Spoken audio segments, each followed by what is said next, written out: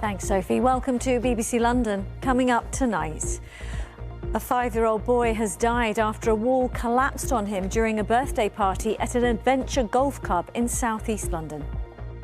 The Sidcup Family Golf Centre remains closed today while the Met Police work with the local health and safety inspector to investigate what happened here. Also on the programme, countdown to the budget. We hear from high street businesses anxious about how the Chancellor's announcements will impact them this time round. A bit like you sort of knowing you've got an appointment at the dentist, you sort of know it's going to hurt and you just kind of want to get it over and done with. Plus, why new DLR trains have been temporarily withdrawn from service after only being introduced 6 weeks ago. And I mean, I've been acting for 60 years and I still don't know how to act Shakespeare. off the page and onto the stage, the new school scheme to bring Shakespeare to life.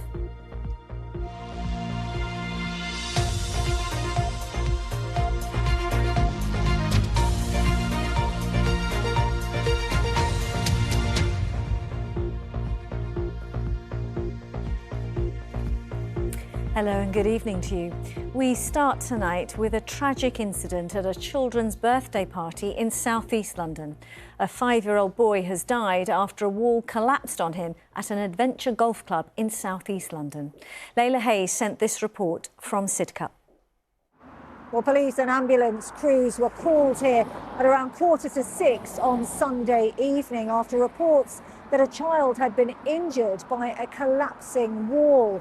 Now, 2 children, a 5-year-old boy and a 6-year-old girl, were treated at the scene and taken to hospital. The girl was later discharged, but we were told today that sadly the boy has now died. Now, the centre has remained closed all day, but we have had a statement from the parent company that runs Sidcup Family Golf, and in it they said they are deeply saddened that the child has tragically passed away, and say their heartfelt condolences go out to his family, and they say they're now cooperating with the authorities. Well, I'm told both children were attending a birthday party here at the centre when this incident happened. And of course, it was Sunday. It would have been very busy. And of course, many people may have witnessed the tragic incident. Now, we don't know any more about what could have caused the wall to collapse, but police say an investigation is now underway and they are working alongside the local health and safety inspector to find out what happened here. Layla Hayes reporting there. We're going to turn to the budget now, because in a fortnight's time, the Chancellor will set out the government's tax and spending plans. In the run-up to Budget Day on the 26th of November, we'll be hearing from different sectors in the capital about their hopes and fears. Tonight, high street businesses and how some tell us they are bracing themselves after the fallout from last year's decisions. Our Work and Money correspondent Megan Owen has been gauging the mood. This hairdresser's in South London is still styling out last year's budget. Myler & Davis is a group of 4 salons, but in order to cover the rise in national insurance contributions and a rise in national minimum wage, owner Katia has had to boost their turnover by £500,000 in the last year alone. As a business owner who runs labour-intensive businesses, it was a real kick in the teeth. We've obviously had to pass on those costs and try and put up our prices as much as we can. But what we're feeling is that there's a ceiling, you know, and for the first time actually in 15 years, we're really seeing the impact of the strain of having to put prices up that much. Katia also owns a cafe and restaurant across the street in Herne Hill. The body that represents UK hospitality estimates over 100,000 jobs have been lost in the sector since the last budget. Unless we see changes made on the 26th of November, we will see more jobs lost and more businesses close in the coming year too. We've been asking for 3 things. The first one is that business rates are reduced to the maximum level allowed by the law so that we can end the sin tax on community businesses. The second thing is we want to see national insurance contributions come back down so that we start to reverse the 100,000 jobs lost. And thirdly, we need VAT to be reduced, because in the rest of Europe we see a far lower rate of VAT which supports community businesses. Drinks are served at Bunga 90, a newly opened bar in Covent Garden. On the face of it, things are going well. But entrepreneur Charlie says before the last budget, he did have plans to open 2 or 3. He now wants to see the Chancellor lower business rates and VAT. It's a bit like sort of knowing you've got an appointment at the dentist. You sort of know it's going to hurt and you just kind of want to get it over and done with. I think, having had the last budget, which was so horrendous for hospitality, we're obviously fearful, but also hopeful maybe that it's not going to be so bad and there will be a few white rabbits up the Chancellor's sleeves, which we've got to hope for, because, we as a sector, it's not just about survival, it's about allowing us to thrive. The government won't comment on speculation ahead of the budget, but says it's helping hospitality businesses, including cutting the cost of licensing, lowering their business rates and helping more of them offer pavement drinks and alfresco dining, on top of cutting alcohol duty on draft pints and capping corporation tax. Katia also wants to see a total tax rethink for businesses. What we're looking for is a more nuanced approach, a more sophisticated tax system, which engages with the fact that our cost is employing people, and that actually we need some recognition that we are the drivers of that kind of employment resilience on the high street, that actually it's only through looking after these employment heavy industries that you are able to look after local dynamism and make sure that you've got these shops that remain open. Business owners left reeling from last year's tax hikes fear this budget could be the final straw. Megan Owen, BBC London. And Megan joins me now. We've already seen headlines and speculation, and there's still 2 weeks to go. Yeah, we're likely to see much more of that in the final countdown, because this really is the last opportunity for sectors to call for change. I mean, even today, we saw a joint statement published by over 100 organisations urging the Chancellor to scrap the two-child benefit limit, something that the Chancellor herself has strongly hinted could happen. But what else could we see in the pipeline? Well, Rachel Reeves is refusing to rule out raising income tax, VAT and national insurance, which could suggest that Labour could break its manifesto pledge. But either way, she's saying that she will make necessary choices, and that is likely to involve tax rises and spending cuts. And this all comes down to the fact that the country's growth has not been as strong as the Chancellor would have liked in recent times. And therefore, she says that this upcoming budget will be a difficult one. I know you're going to keep us up to date and you're following it closely. Megan, thank you very much. You're watching BBC London. Still to come this Wednesday evening. We're gonna shake and shake and shake and stop. Tots and Tunes, the children's singing sessions benefiting from money raised for children in need.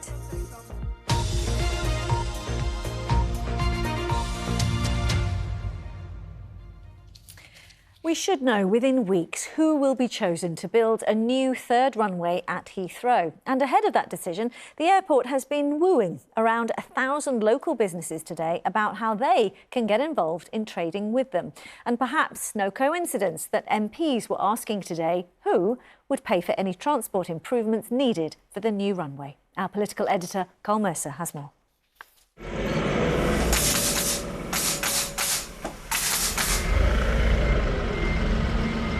In a busy yard just a couple of miles from Heathrow, they deal in pallets, lots of them.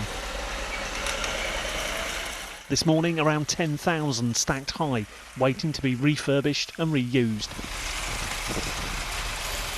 This carefully stacked lorry load are on their way to Holland, but the company's boss has been doing business closer to home. I don't know who they buy their pallets from or how that even works. Very outside my... Ruth Ann was one of 1,000 business owners at Twickenham today. A couple of years ago, her small firm became part of the supply chain for 2 businesses at Heathrow. She wants to grow even more. Others have got loads of stuff coming in and loads of stuff going out. We just need a small part of that business. We don't have to, we don't need everything. But if all of them gave us 1% of their business, we would just shoot into the skies.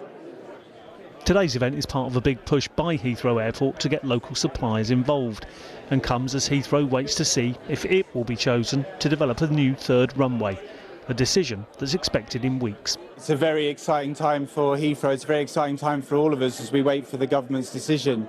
And it is something that we're really keen to make sure that we spread that across a local supply chain and make sure that they can get involved.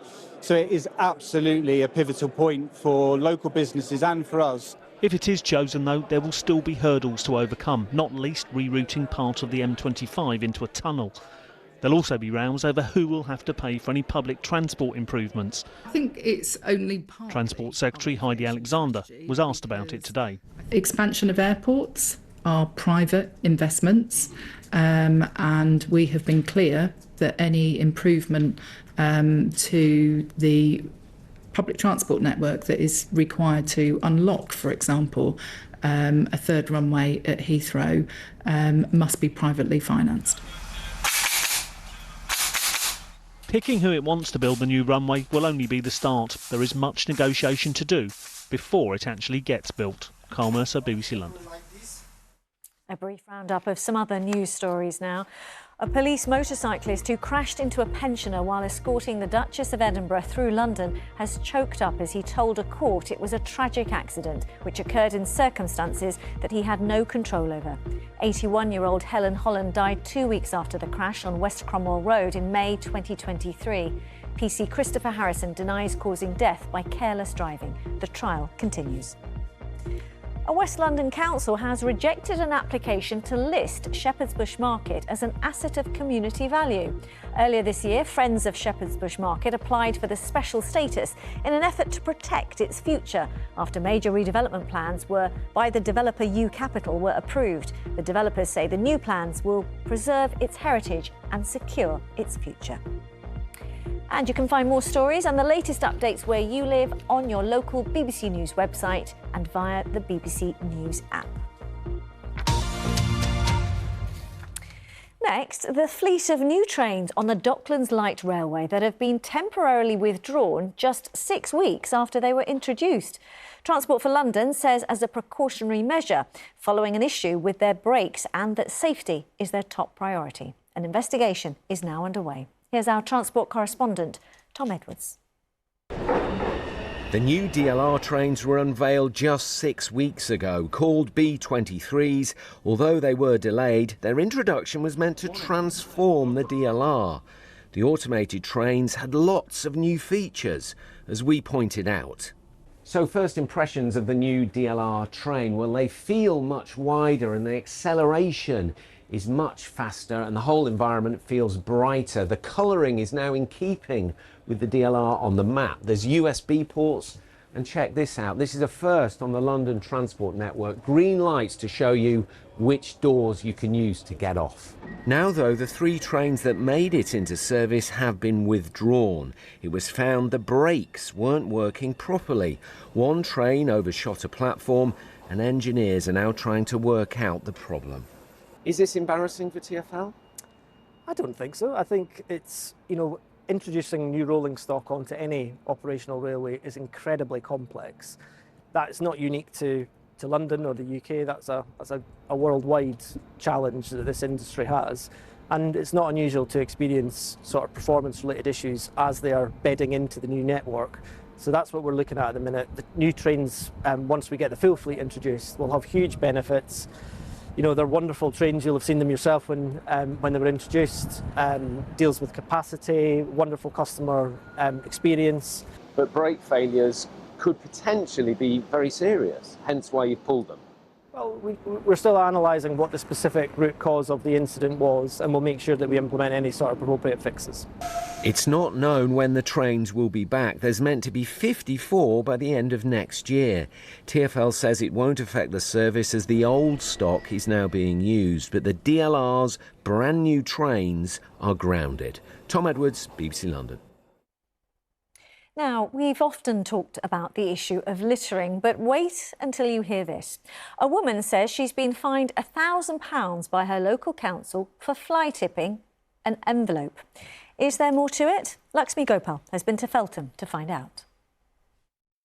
This is the photo of the envelope that I got fined £1,000 for.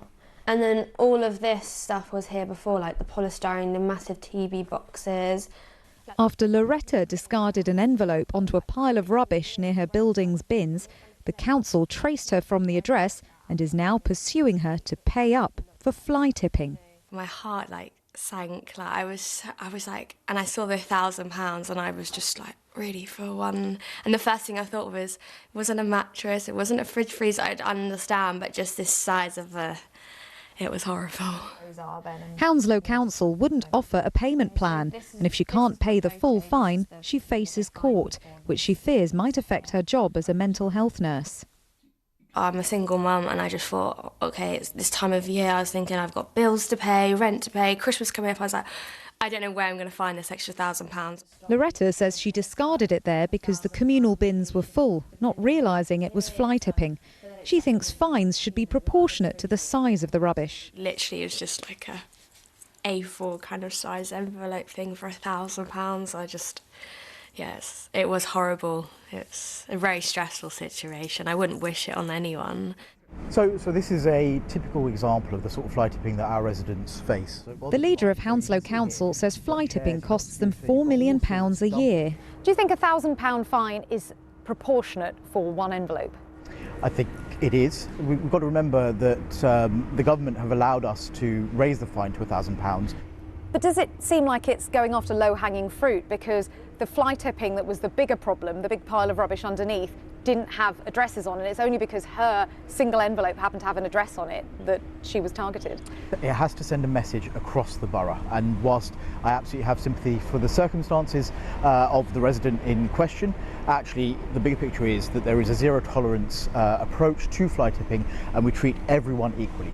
The council says it's extended the deadline for Loretta to pay the fine and is looking into introducing payment plans in the future. Lakshmi Gopal, BBC London.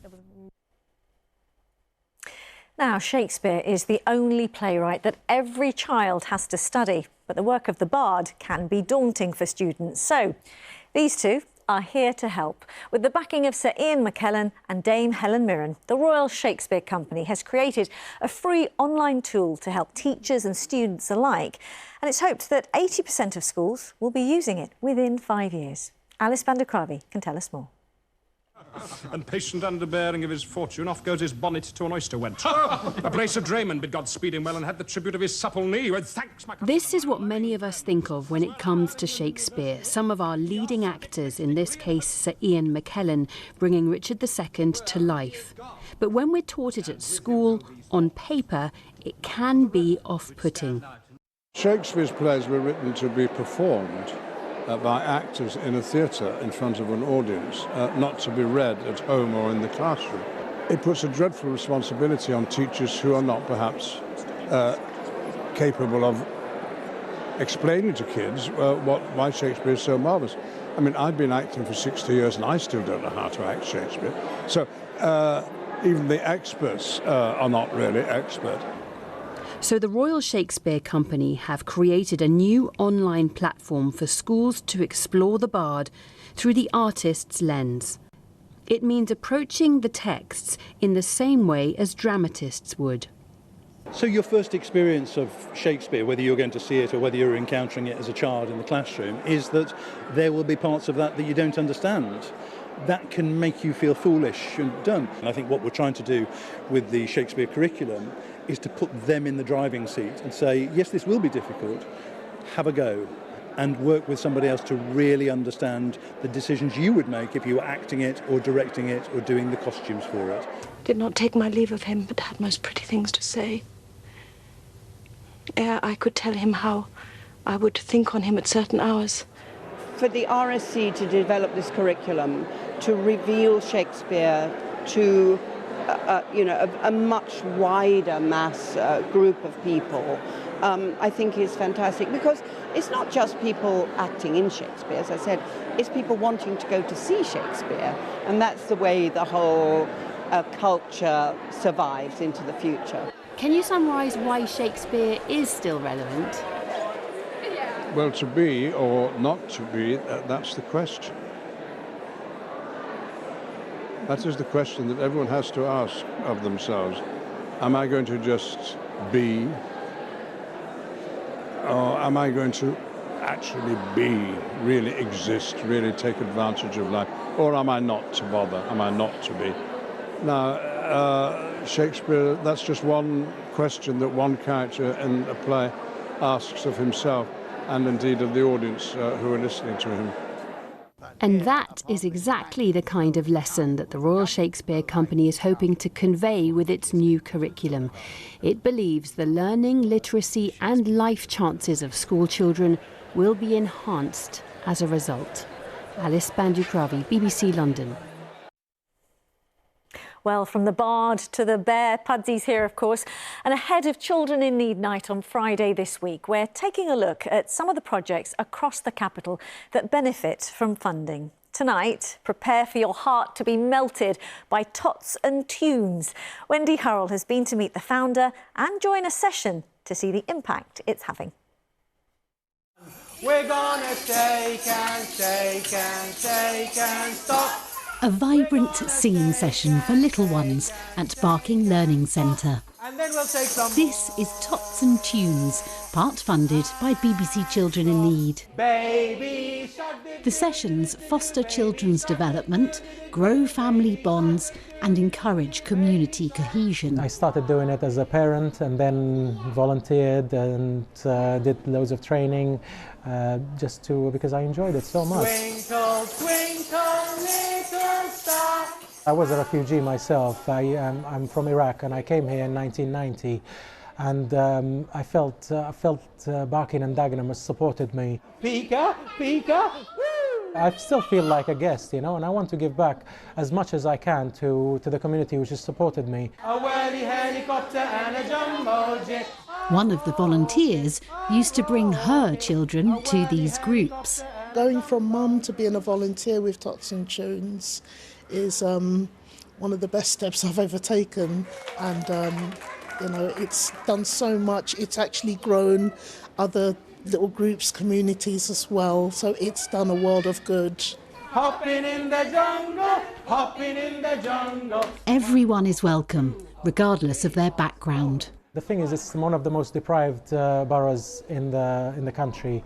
We have the highest population of 0 to 4-year-olds. So it's come down to community groups like ourselves to basically provide all the facilities for the families. I mean, just our WhatsApp group, in a space of 6 months, it grew from 0 to 1,000 families. So there is a lot of need. The horn on the bus goes beep, beep, beep. And parents have seen a difference in their tots. At the start, she was very, very shy. She didn't want to engage with any singing or any play or anything.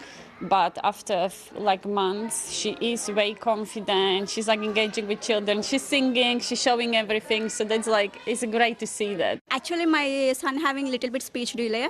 After this came to sessions, he has started a little bit of speaking and he has singing rhymes. Where are all the children? We do have to have a lot of staff to run the sessions, which are provided by Children in Need, really, and we are really, really grateful, and I want to thank Children in Need. Thank you very much for supporting us.